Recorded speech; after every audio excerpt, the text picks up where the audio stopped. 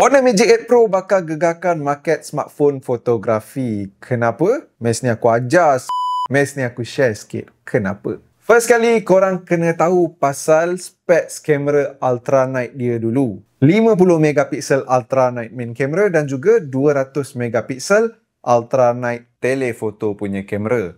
Dua-dua ni ada aperture rendah dan sensor yang besar. Jadi fahamlah kenapa panggil ultra night. Banyak cahaya boleh masuk mah. So bila ambil gambar waktu malam memang cantik. Reason yang kedua, tak payah AI pun gambar dah cantik. Tapi bila kau gabungkan hardware dan juga AI, hasil gambar lagi cantik. Sebab yang ketiga, dalam Honor Magic 8 Pro ni ada beberapa imaging punya engine yang digunakan. Ada night engine, ada portrait engine dan juga stability engine. Dan cakap pasal stabil, phone ni ada Pro Grade CIPA 5.5. Maksudnya dekat sini daripada segi stabil, Honor Magic 8 Pro ni memang power lah. Dia punya stabilization dah macam kamera mirrorless.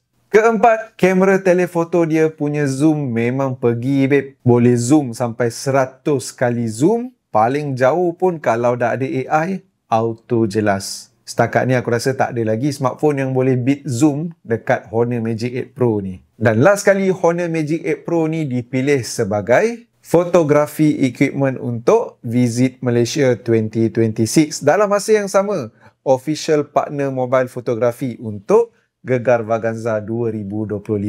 So apa lagi yang korang kena tahu pasal kamera dekat Honor Magic 8 Pro ni? Hardcore mode yang merupakan favorite mode aku masih lagi ada dalam Honor Magic 8 Pro punya kamera. AI editing tool kali ni pun serba boleh. Dan bila korang guna kamera, AI button yang dekat tepi ni akan function macam kamera control. So macam function kan kamera Honor Magic 8 Pro ni.